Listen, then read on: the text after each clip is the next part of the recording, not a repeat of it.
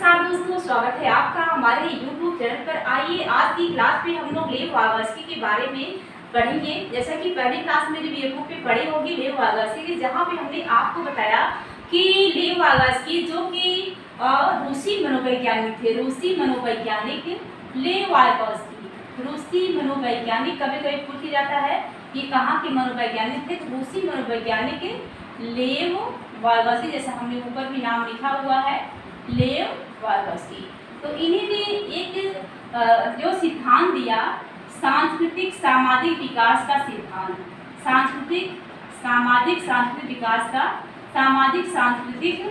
विकास का सिद्धांत। ये सब चीज़ें हम लोगों ने पिछली क्लास में पढ़ लिया है। और परस्पर विकास का सिद्धांत भी उन्होंने दिया, यानी कि इनका कहने का मेन कारण यही रहा है कि इस सिद्धांत में कि जो बच्चे होते हैं हमेशा सामाजिक अंतःक्रिया के माध्यम से सीखते हैं। कहाँ से सीखते हैं? तो सामाजिक अंतःक्रिया से तात्पर्य ये है कि बच्चा, हर व्यक्ति जो है समाज का पहलू है और समाज के बिना किसी व्यक्ति का विकास नहीं हो सकता है। हर व्यक्ति एक दूसरे से जो है चीज़ों को सीखता है, यानी कि बोलचाल, रहन सहन, उठना बैठना, हर चीज़ हम एक दूसरे को देखकर सीखते हैं। यही चीज़ वार्गास्की ने बताया कि समाज के अगर कोई बच्चे का विकास हो रहा है, या तो वो राक्षस होगा या तो वो दानव होगा। यानी कि किसी भी बच्चे का जो विकास वो पहाड़ पर नहीं हो सकता है, वो तो समाज में ही होगा। और बच्चा जो है एक सामाजिक प्राणी है और सामाजिक अंतर्क्रिया के माध्यम से उसका विकास होता है। तो ये सब चीज़ें हमने पिछली क्लास में आपको समझा दिया है। अगर आप चैनल पे नए हैं तो चैनल को ज्वाइन कर लीजिए और पिछली क्लास में आप देख सकते हैं। आज बात करने वाले हैं MKO पे। MKO मतलब क्या है कि more knowledgeable other, MKO more knowledgeable other, ज़्यादा ज्ञानी दूसरा। यहाँ पे हमने लिखा है कि बच्चे हमेशा उसी में सीखते हैं जो उनसे अधिक जानकार होता है। मोर नॉलेजेबल अदर का मतलब यही है कि बच्चा जो है हमेशा उसी से सीखता है जो उससे अधिक जानकार, जैसे कि पेरेंट्स हो सकते हैं, उसके टीचर हो सकते हैं सिखाने के लिए, बड़े भाई का ज़्यादा बुद्धिमान सहपाठी। अब ज़्यादा बुद्धिमान सहपाठी से तात्पर्य क्या है कि जैसे कि किसी बच्चे की मैथ बहुत अच्छी है और किसी बच्चे की बहुत वीक है, तो जिस बच्चे की मैथ बहुत अच्छी है, जिसकी बहुत ज़्यादा वीक है, वो बच्चा क्या करेगा कि अपने ही क्लास के उस बच्चे से जिसकी बहुत अच्छी है सीख सकता है। यानी कि सीखेगा किसके? जो उससे अधिक जानकार होगा। मान लीजिए कि ये है रमेश और यहाँ पे है जो है दिनेश। रमेश है, ये दिनेश है। अब रमेश को क्या है कि प्लस माइनस मल्टीपल इतने आते हैं, प्लस और माइनस ही आते हैं मान लीजिए, ठीक है। अब दिनेश को क्या है कि प्लस भी आता है लगाना, माइनस भी और मल्टीपल भी, डिवाइडेड भी, फ्रैक्शन भी। यानी कि इनको इतना नॉलेज है मैथ का, इनको सिर्फ प्लस और माइनस होता नॉलेज है। अब जो है क्या दिनेश रमेश के पास मैथ सीखने जाएंगे? बिल्कुल नहीं जाएंगे, क्योंकि इन्हें तो सिर्फ प्लस और माइनस ही आता है, जबकि इन्हें जो है जोड़ घटाव बुरा भाग इन्हें सभी आ रहा है। तो रमेश क्या करता है, दिनेश के पास जाते हैं और इनसे ये मैथ की क्लास लेते हैं, ये सीखते हैं। तो यही क्या है कि यह इनके क्या हो गए, ज़्यादा बुद्धिमान सहपाठी हो गए, क्योंकि दोनों एक ही क्लास में पढ़ते हैं। तो कहने का मतलब यही है कि ज़्यादा ज्ञानी दूसरा। MKO मतलब यही है कि बच्चे हमेशा उसे सीखते हैं जो उनसे अधिक जानकार होते हैं। कोई व्यक्ति हमेशा उसे सीख गया तो उससे अधिक जानकार होगा। बेशक मैं एक टीचर हूँ, लेकिन मुझे जो है अगर किसी सब्जेक्ट का अच्छा नॉलेज नहीं है तो क्या मैं उस टीचर से पढ़ूंगी जिसको अच्छा नॉलेज नहीं उस सब्जेक्ट का? नहीं। अगर मान लीजिए कि मेरी संस्कृत बहुत अच्छी है तो मैं जो है संस्कृत सभी बच्चों को पढ़ा रही हूँ, लेकिन अगर मेरी मैथ अच्छी नहीं है तो क्या बच्चे मुझसे मैथ पढ़ेंगे? बिल्कुल नहीं पढ़ेंगे, बच्चे तो मुझसे सिर्फ संस्कृत ही पढ़ेंगे। तो लेकिन अगर कोई बच्चा ऐसा है मेरी क्लास में जिसकी मैथ बहुत अच्छी है तो मैं उससे मैथ की जो है क्लासेस ले सकती हूँ। तो कहने का मतलब यही है कि वह कोई भी हो सकता है। MKO मतलब यही है कि जो अधिक जानकार हो, जिससे आप कुछ सीखते हो सिर्फ, और इसे बहुत ज़्यादा कुछ ज़्यादा नहीं है। आइए इसके बाद हम लोग बात करते हैं जहाँ से बहुत ज़्यादा क्वेश्चन आता है, समीपस्थ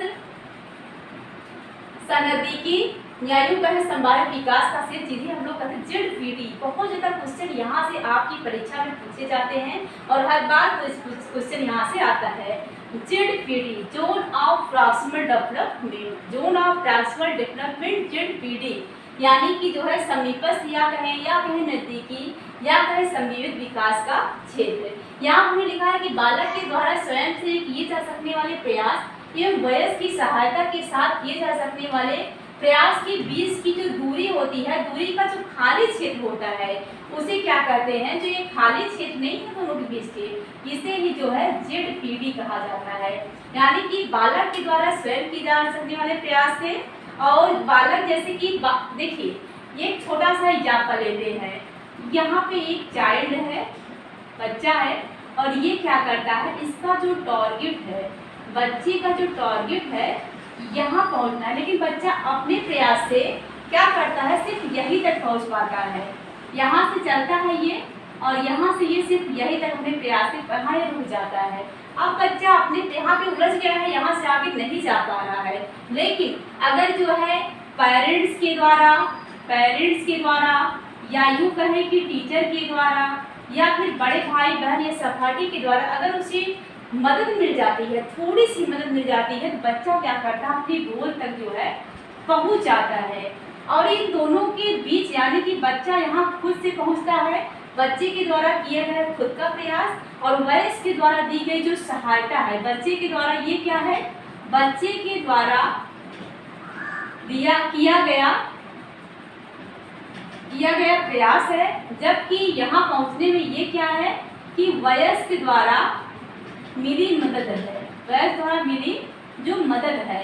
अब इन दोनों के बीच का जो खाली क्षेत्र है, बच्चा यहीं तक तो पहुंचा है, यहाँ तक कौन पहुंचाया है, वयस्क उसकी कोई सहपाठी या टीचर या पेरेंट पहुंचा रहे हैं, तो इनके बीच का जो खाली क्षेत्र नहीं है, इसे ही हम लोग क्या कहते हैं, ZPD कहते हैं। इसे क्या कहते हैं, जोन ऑफ प्रॉक्सिमल डेवलपमेंट कहते हैं। इस पे एक क्वेश्चन आपको देख लीजिएगा, आपके लिए समझना बहुत ही आसान हो जाएगा। एक बालिका एक पहेली में उलझ गई है, वह स्वयं से उसे हल नहीं कर पा रही है, इसीलिए वह अपने टीचर की मदद से जो है उस पहेली को समझ पाती है। वह अपने इस पहेली को एक टीचर की मदद से समझ पाती है। यह क्या है, वाइगॉस्की के अनुसार यह क्या है, यह जो है ZPD है।